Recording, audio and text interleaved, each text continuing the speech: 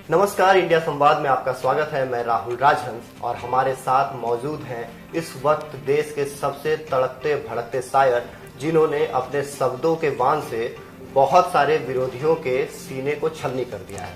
हम बात कर रहे हैं इमरान प्रतापगढ़ी की, जो इस वक्त हमारे स्टूडियो में मौजूद है। नमस्कार इमरान भाई जी, बहुत बहुत शुक्रिया आपका हमारे साथ हमारे वक्त निकालने के लिए। नहीं, हमें भी बहुत अच्छा लग रहा है आपके बीच में आकर।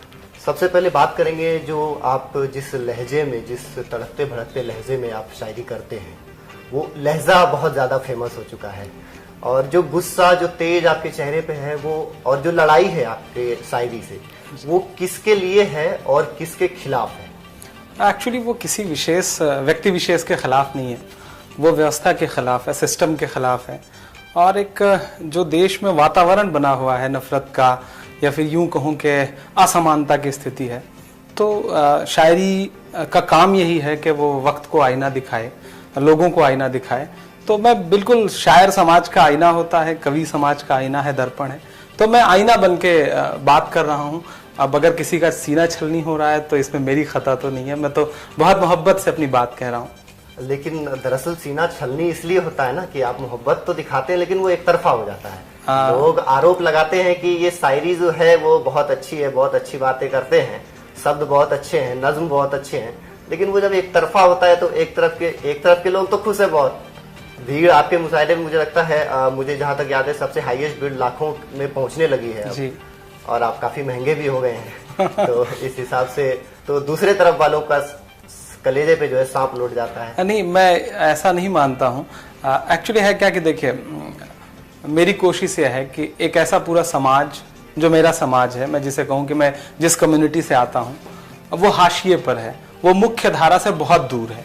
और इसको देश स्वीकार भी कर रहा है। सच्चर कमेटी की रिपोर्ट से लेकर के देश के सारे राजनीतिक लोग भी इसे स्वीकार करते हैं, राजनीतिक दल भी स्वीकार करते हैं। तो मैं उन हाशिए पे पड़े हुए लोगों की बात कर रहा हूँ।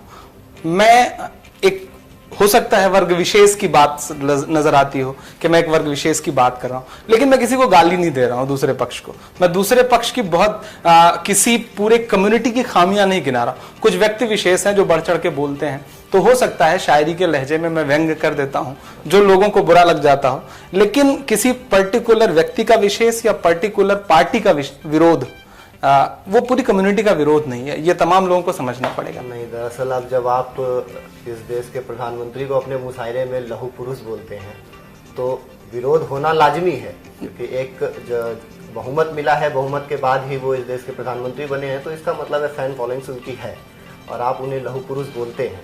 तो यहाँ पे मैं ये पूछना चाहूंगा कि आप परसेप्शन के आधार पे बोलते हैं या फिर कोर्ट के वर्डिक्ट को मानते हैं? देखिए, ये परंपरा कि सत्ता को शायर जो समझे, उसके मन में जो आए, या वो उसकी कल्पनाशीलता और उसकी संवेदनशीलता जो महसूस करे वो बोल सके, ये एक पुरानी परंपरा है। रामधारी सिंह दिनकर जी से लेकर के अब तक प्रधानमंत्री इससे पहले भी हुए हैं और इनसे कम प्रचंड बहुमत के प्रधानमंत्री इससे पहले नहीं रहे। इंदिरा जी बहुत बड़ा बहुमत था उनके पास। इससे पहले, जस्ट पहले मनमोहन सिंह जी को भी बहुमत ही था, बहुमत थी तभी तो सरकार थी।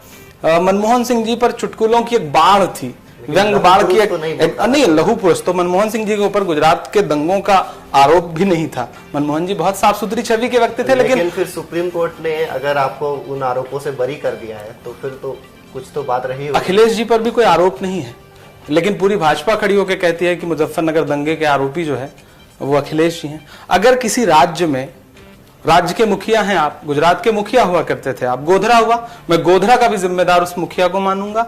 उसके बाद जितने दंगे हुए उसका जिम्मेदार भी है तो मुखिया ही।